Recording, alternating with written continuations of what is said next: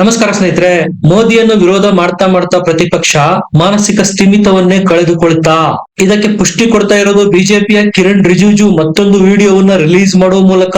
ಮೊನ್ನೆ ತಾನೇ ಕಾಂಗ್ರೆಸ್ನ ಸಂಸದರು ಪ್ರಧಾನಮಂತ್ರಿ ಮೋದಿ ಅವರ ಕುರ್ಚಿಯ ಮುಂದೆ ಬಂದು ಹಂಗಾಮ ಸೃಷ್ಟಿ ಮಾಡಿ ಮೋದಿಯ ಮೇಲೆ ಹಲ್ಲೆ ಮಾಡುವಷ್ಟರ ಮಟ್ಟಿಗೆ ಹೋಗಿ ದೇಶಾದ್ಯಂತ ಕೆಟ್ಟ ರೀತಿಯಲ್ಲಿ ಸುದ್ದಿಯಾಗಿದ್ರು. ಮಹಿಳಾ ಸಂಸದರನ್ನ ಮೋದಿ ವಿರುದ್ಧ ಹಲ್ಲೆ ಮಾಡೋದಕ್ಕೆ ಬಿಟ್ಟು ನಗೆಪಾಟಲಿಗೀಡಾಗಿತ್ತು ಕಾಂಗ್ರೆಸ್ ಪಕ್ಷ. ಈಗ ಮತ್ತೆ ಅದೇ ರೀತಿಯ ಮತ್ತೊಂದು ಪ್ರಯತ್ನವನ್ನ ಕಾಂಗ್ರೆಸ್ ಸ್ಪೀಕರ್ ವಿರುದ್ಧ ಮಾಡಿರುವುದು. ಏಕಾಏಕಿ 20ರಿಂದ 25 ಜನ ಕಾಂಗ್ರೆಸ್ನ ಸಂಸದರು ಸ್ಪೀಕರ್ ಓಂ ಬಿರ್ಲಾ ಕಚೇರಿಗೆ ನುಗ್ಗಿದ್ರು. ಸ್ಪೀಕರ್ಗೂ ಸಹ ಬಿಟ್ಟಿಲ್ಲ ನೋಡಿ, ಅವಾಚ್ಯ ಶಬ್ದಗಳಿಂದ ಬೈದಿದ್ದಾರೆ. ಇದೆಲ್ಲ ವಿಡಿಯೋದಲ್ಲಿ ರೆಕಾರ್ಡ್ಗಳಾಗಿದ್ದಾವೆ. ಅಗ್ರಪಂಥೀಯ ನಾಯಕರು ಉಪಸ್ಥಿತರಿದ್ರೂ ಸಹ ಸ್ಪೀಕರ್ ವಿರುದ್ಧ ಹಲ್ಲೆಗೆ ಮುಂದಾಗಿದ್ರು, ಬೈದ್ರು. ಅದನ್ನ ತಡೆಯುವ ಯಾವ ಪ್ರಯತ್ನಗಳು ಆಗ್ಲಿಲ್ಲ. ಅಂದ್ರೆ ಎಲ್ಲೋ ಒಂದ್ ಕಡೆ ಇವರು ಇಂಡೈರೆಕ್ಟ್ ಆಗಿ ಇದನ್ನೆಲ್ಲ ಕೃಪಾಪೋಷಿತ ರೀತಿನಲ್ಲಿ ಮಾಡ್ತಾ ಇದ್ದಾರ.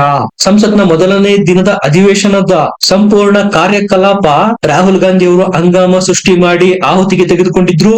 ಪಬ್ಲಿಷ್ ಆಗದೇ ಇರತಕ್ಕಂತಹ ನರವಣೆ ಅವರ ಪುಸ್ತಕವನ್ನ ಅದರ ಕೆಲವು ಲೈನ್ಗಳು ಮ್ಯಾಗಝೀನ್ ನಲ್ಲಿ ಬಂದಿದೆ ಅನ್ನುವ ಸೆಲೆಕ್ಟೆಡ್ ಲೈನ್ ಗಳನ್ನ ಕೋಟ್ ಮಾಡುವ ಮೂಲಕ ಆಡಳಿತ ಮತ್ತು ವಿರೋಧ ಪಕ್ಷಗಳ ನಡುವೆ ಮಾರಾಮಾರಿನೇ ನಡೆದು ಹೋಗಿತ್ತು. ಸಹಜವಾಗಿ ಇದು ಸಂಪ್ರದಾಯ. ಸ್ಪೀಕರ್ ಆದವರು ಲೋಕಸಭೆಯಲ್ಲಿ ಕಾರ್ಯಕಲಾಪಗಳಿಗೆ ಅಡ್ಡಿಯಾದಾಗ, ಗಲಾಟೆಗಳಾದಾಗ ಎರಡೂ ಪಕ್ಷ ಇಬ್ಬರನ್ನು ತಮ್ಮ ಕಚೇರಿಗೆ ಆಹ್ವಾನ ಕೊಟ್ಟು ಅವರ ಜೊತೆ ಮಾತುಕತೆಯನ್ನು ನಡೆಸಿ ಸದನವನ್ನ ಸುಗಮವಾಗಿ ಹೇಗೆ ನಡೆಸಬೇಕು ಅನ್ನುವುದರ ಬ್ಲೂ ಪ್ರಿಂಟ್ ರೆಡಿ ಮಾಡ್ತಾರೆ. ಅದಕ್ಕೆ ಅವರಿಬ್ಬರ ಸಮ್ಮತಿ ಪಡಿತಾರೆ. ಇದು ಈ ಹಿಂದಿನಿಂದಲೂ ನಡೆದುಕೊಂಡು ಬಂದಿರತಕ್ಕಂತ ಸಂಪ್ರದಾಯ. ಅದೇ ರೀತಿ ಸದನದಲ್ಲಿ ಯಾವಾಗ ರಾಹುಲ್ ಗಾಂಧಿ ಅವರು ಹಂಗಾಮ ಸೃಷ್ಟಿ ಮಾಡಿದ್ರು, ಪ್ರತಿಪಕ್ಷ ಮತ್ತು ಆಡಳಿತ ಪಕ್ಷ ಇಬ್ಬರನ್ನು ಸ್ಪೀಕರ್ ತಮ್ಮ ಕಚೇರಿಗೆ ಕರೆದ್ರು ಮಾತುಕತೆಗೆ. ಇದೇ ಸಂದರ್ಭದಲ್ಲಿ 20ರಿಂದ 25 ಜನ ಕಾಂಗ್ರೆಸ್ನ ಸಂಸದರು ಏಕಾಏಕಿ ಸ್ಪೀಕರ್ ಕಚೇರಿಗೆ ನುಗ್ಗಿ ಮಾರಾಮಾರಿಗೆ ಪ್ರಯತ್ನ ಮಾಡಿರೋದು. ಕಾಂಗ್ರೆಸ್ನ ಈ ಸಂಸದರು ಓಂ ಬಿರ್ಲಾರ ಮೇಲೆ ಏರಿ ಹೋಗೋದಕ್ಕೆ ಶುರು ಮಾಡ್ತಾರೆ. ಅವಾಚ್ಯ ಶಬ್ದಗಳಿಂದ ಬೈತಾರೆ. ಇದು ಭಾರತದ ರಾಜಕೀಯ ಇತಿಹಾಸದಲ್ಲೇ ಪ್ರಥಮ ಬಾರಿಗೆ ಆಗಿರೋದು. ಸ್ಪೀಕರ್ ಒಬ್ಬರ ಹೊಡಿ ಬಡಿ ಅಂತ ಮಾರಾಮಾರಿಗೆ ಪ್ರತಿಪಕ್ಷ ಮುಂದಾಗಿರೋದು. ಇದಕ್ಕೆ ರಿಪ್ಲೈ ಕೊಟ್ಟಿರತಕ್ಕಂತಹ ಕಿರಣ್ ರಿಜಿಜು ಹೇಳಿರೋದೇನು, ನಾವೇನು ಕೈಕಟ್ಟಿ ಸುಮ್ಮನೆ ಕೂತಿಲ್ಲ. ಕಾಂಗ್ರೆಸ್ನ ಸಂಸದರಿಗೆ ಯಾವ ರೀತಿ ರಾಹುಲ್ ಗಾಂಧಿ ಅವರು ಓಂ ಬಿರ್ಲಾ ಮತ್ತು ಪ್ರಧಾನಿ ಮೋದಿ ವಿರುದ್ಧ ಎತ್ತಿ ಕಟ್ಟೋದಕ್ಕೆ ಪ್ರಯತ್ನ ಮಾಡ್ತಾರೆ, ಅವರ ಮೇಲೆ ಹಲ್ಲೆ ಮಾಡೋದಕ್ಕೂ ಪುಸಲಾಯಿಸ್ತಾರೆ. ಆ ರೀತಿ ನಾವೇನಾದ್ರೂ ಮಾಡಿದ್ರೆ ಮಹಾಭಾರತನೇ ನಡೆದೋಗುತ್ತೆ ಸಂಸತ್ತಲ್ಲಿ. ಕೈ ಪಕ್ಷದವರು ತಮ್ಮ ಸಂಸದರನ್ನ ಪುಸಲಾಯಿಸೋ ರೀತಿ ನಾವು ಸಹ ನಮ್ಮ ಆಡಳಿತ ಪಕ್ಷದ ಸಂಸದರ ಕೈ ಕಟ್ಟಿ ಹಾಕದೆ ಹೋದ್ರೆ ಏನಾಗುತ್ತೆ ಯೋಚನೆ ಮಾಡಿ. ಕಿರಣ್ ರಿಜಿಜು ಹೇಳಿರೋದು ವಿಡಿಯೋ ರಿಲೀಸ್ ಮಾಡಿ, ಇಲ್ಲಿದೆ ನೋಡಿ ಸಾಕ್ಷಿ. 20-25 ಜನ ಕಾಂಗ್ರೆಸ್ನ ಸಂಸದರು ಏಕಾಏಕಿ ಸ್ಪೀಕರ್ ಕಚೇರಿಗೆ ನುಗ್ಗಿ ಬಾಯಿಗೆ ಬಂದಂತೆ ಸ್ಪೀಕರ್ಗೆ ಬೈತಾರೆ. ಅಲ್ಲೇ ಇದ್ದ ಪ್ರಿಯಾಂಕಾ ಗಾಂಧಿ ಮತ್ತು ವೇಣುಗೋಪಾಲ್ ಅದನ್ನು ತಡೆಯೋದೇ ಇಲ್ಲ. ಪ್ರಧಾನಿ ಮೋದಿ ನಿಮಗೆ ಪ್ರಧಾನಿ ಆಗಿರ್ಬೋದು, ಸದನಕ್ಕೆ ಬರ್ಲಿ, ನೋಡ್ತಾ ಇರಿ ಏನ್ ಮಾಡ್ತೇವೆ ಅವ್ರಿಗೆ. ಈ ರೀತಿಯ ಧಮಕಿ ಹಾಕಿದಾರಂತೆ ಕಾಂಗ್ರೆಸ್ನ ಸಂಸದರು ಸ್ಪೀಕರ್ ಓಂ ಬಿರ್ಲಾರ ಕಚೇರಿನಲ್ಲಿ. ಇದೆಲ್ಲದರ ರೆಕಾರ್ಡ್ ಇದೆ ನಮ್ಮ ಬಳಿ. ಇಷ್ಟು ದಿವಸ ನಾವು ಪ್ರತಿಪಕ್ಷದ ನಾಯಕ ರಾಹುಲ್ ಗಾಂಧಿ ಅವರು ಹೋಗ್ಲಿ ಅಂತ ಸುಮ್ಮನೆ ಇದ್ವಿ. ಈಗ ಪಾಠ ಕಲಿಸೇ ತೀರ್ತೇವೆ. ಕೈನ ಕರಾಳ ಮುಖವನ್ನು ಬಯಲು ಮಾಡ್ತೇವೆ.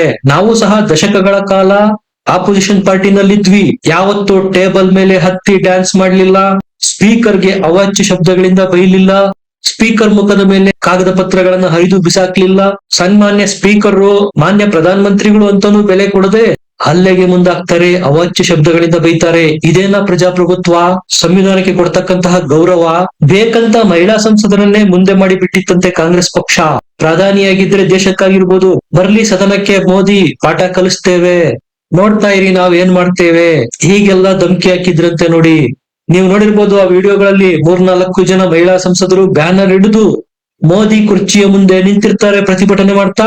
ಆಗ ಕಾಂಗ್ರೆಸ್ನ ಸಂಸದ ಇಮ್ರಾನ್ ಮಸೂದ್ ಮತ್ತಷ್ಟು ಕಾಂಗ್ರೆಸ್ನ ಸಂಸದರು ಬನ್ನಿ ಬನ್ನಿ, ಪ್ರಧಾನಿ ಕುರ್ಚಿ ಮುಂದೆ ಬನ್ನಿ, ಇಲ್ಲಿ ಪ್ರತಿಭಟನೆ ಮಾಡಿ ಅಂತ ಕರೀತಾರೆ, ಪುಸಲಾಯಿಸ್ತಾರೆ.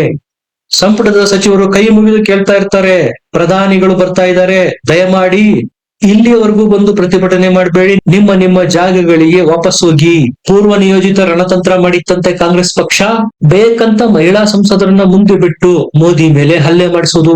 ಇವರು ದಲಿತ ಮಹಿಳೆಯರನ್ನ ಮುಂದೆ ಬಿಟ್ಟಿರುವ ಉದ್ದೇಶ ನೋಡಿ. ಒಂದ್ ವೇಳೆ ಇವರು ಮೋದಿ ಮೇಲೆ ಹಲ್ಲೆ ಮಾಡೋದಿಕ್ಕೆ ಹೋದ್ರು ಅಂತ ತಿಳ್ಕೊಳ್ಳಿ, ಆಗ ಬಿಜೆಪಿ ಸಂಸದರೇನು ಕೈ ಕಟ್ಟಿಕೊಂಡು ಕೂತಿರೋದಿಲ್ಲ. ಅವರು ಸಹ ಆ ಕಡೆಯಿಂದ ಮಾರಾಮಾರಿ ಶುರು ಮಾಡ್ತಾರೆ. ಈ ಕಡೆಯಿಂದ ಕಾಂಗ್ರೆಸ್ ಪಕ್ಷ ನರೇಟಿವ್ ಸೃಷ್ಟಿ ಮಾಡೋದಕ್ಕೆ ಬೇಕಾದ ಎಲ್ಲ ಸಿದ್ಧತೆಗಳನ್ನು ಮಾಡ್ಕೊಂಡಿತ್ತು. ನೋಡಿ ನೋಡಿ, ಮಹಿಳಾ ಸಂಸದರು, ದಲಿತ ಸಂಸದರ ಮೇಲೆ ಬಿಜೆಪಿಗರು ದೌರ್ಜನ್ಯ ಅತ್ಯಾಚಾರ ಮಾಡ್ತಾ ಇದ್ದಾರೆ. ನಿಮಗೆ ಗೊತ್ತಿರ್ಬೋದು, ಗ್ಲೋಬಲ್ ರೇಟಿಂಗ್ ಪ್ರಕಾರ ಅತ್ಯಂತ ಪ್ರಸಿದ್ಧ ರಾಜಕಾರಣಿ ಯಾರಾದ್ರೂ ಇದ್ರೆ ಪ್ರಪಂಚದಲ್ಲಿ ಅದು ಮೋದಿ. ಹಾಗಾಗಿ ಕಾಂಗ್ರೆಸ್ ಪಕ್ಷ ಈಗ ಡೈರೆಕ್ಟ್ ಆಗಿ ಟಾರ್ಗೆಟ್ ಮಾಡ್ತಾ ಇರೋದು ಪ್ರಧಾನಿಯನ್ನೇ. ಮೋದಿಯನ್ನೇ ಟಾರ್ಗೆಟ್ ಮಾಡಿದ್ರೆ ಲೈಮ್ ಲೈಟ್ ಗೆ ನಾವು ಬರಬಹುದು, ಟಿವಿ ಮಾಧ್ಯಮಗಳಲ್ಲಿ ನಮ್ಮ ನೇರ ಪ್ರಸಾರ ಆಗುತ್ತೆ, ಬಿಟ್ಟಿ ಪಬ್ಲಿಸಿಟಿ ಸಿಗುತ್ತೆ. ಇದು ಕಾಂಗ್ರೆಸ್ ಪಕ್ಷ ಎಣದಿದ್ದ ಮಾಯಾಜಾಲ. ಆದ್ರೆ ಮೋದಿ ಸದನಕ್ಕೆ ಬರದಂತೆ ಬಿರ್ಲಾ ತಡೆದ್ರು.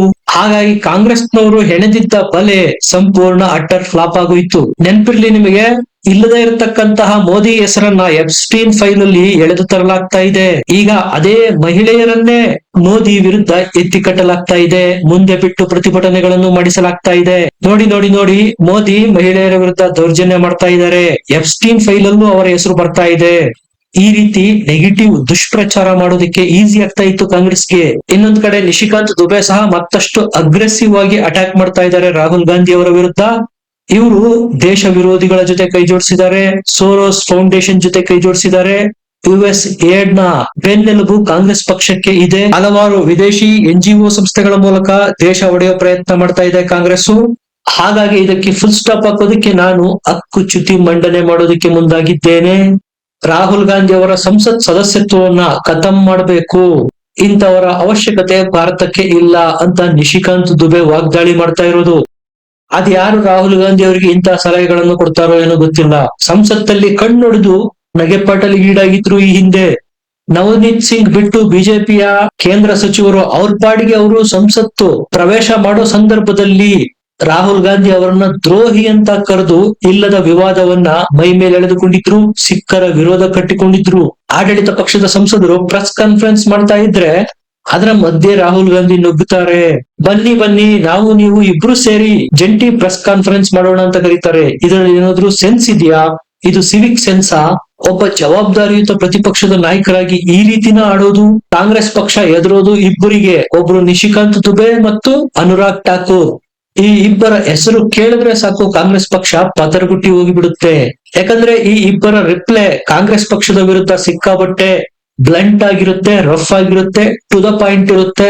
ಯಾವುದೇ ವಿಚಾರಗಳನ್ನ ಶುಗರ್ ಕೋಟ್ ಮಾಡಿ ಹೇಳೋದಿಲ್ಲ ಇವರು. ಡೈರೆಕ್ಟ್ ಆಗಿ ಇವರ ಟಾರ್ಗೆಟ್ ಗಾಂಧಿ ಕುಟುಂಬ ಮತ್ತು ರಾಹುಲ್ ಗಾಂಧಿ. ಪಬ್ಲಿಷ್ ಆಗದೆ ಇರ್ತಕ್ಕಂಥ ಪುಸ್ತಕ ಇಟ್ಕೊಂಡು ರಾಹುಲ್ ಗಾಂಧಿ ಹಂಗಾಮ ಸೃಷ್ಟಿ ಮಾಡೋದಕ್ಕೆ ಪ್ರಯತ್ನ ಮಾಡಿದ್ರೆ, ಆದ್ರೆ ನಿಶಿಕಾಂತ್ ದುಬೆ ಈಗ ಆಲ್ರೆಡಿ ಪಬ್ಲಿಷ್ ಆಗಿರ್ತಕ್ಕಂತಹ ಪುಸ್ತಕಗಳ ಮೂಲಕ ಅದೇ ಸಂಸತ್ತಲ್ಲಿ ಕೌಂಟರ್ ಕೊಟ್ಟಿದ್ರು.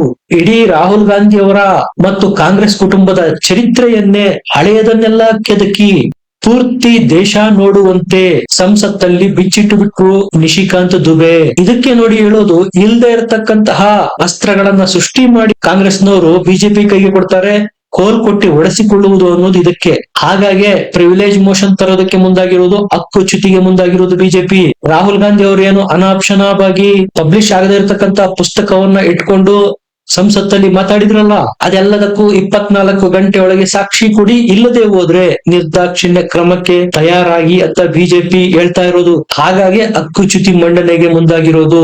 ಖತಮ್ ಆಗುತ್ತಾ ರಾಹುಲ್ ಗಾಂಧಿ ಅವರ ಸದಸ್ಯತ್ವ? ಯಾಕಂದ್ರೆ ಸಂಸತ್ತಲ್ಲಿ ಯಾರೇ ಏನೇ ಮಾತಾಡ್ಲಿ ಸಾಕ್ಷಿ ಇಟ್ಟು ಮಾತಾಡ್ಬೇಕಾಗತ್ತೆ. ತಾವು ಹೇಳಲಿರುವ ಪ್ರತಿಯೊಂದು ವಾಕ್ಯಕ್ಕೂ ಪುರಾವೆ ಕೊಡ್ಬೇಕಾಗತ್ತೆ. ಇದರ ಬಗ್ಗೆ ನಿಮ್ಗೆ ಏನನ್ಸುತ್ತೆ? ಕಮೆಂಟ್ ಮಾಡಿ, ಲೈಕ್ ಮಾಡಿ, ಚಾನಲ್ ನ ಸಬ್ಸ್ಕ್ರೈಬ್ ಮಾಡಿ. ಮತ್ತೆ ಸಿಗೋಣ. ನಮಸ್ಕಾರ.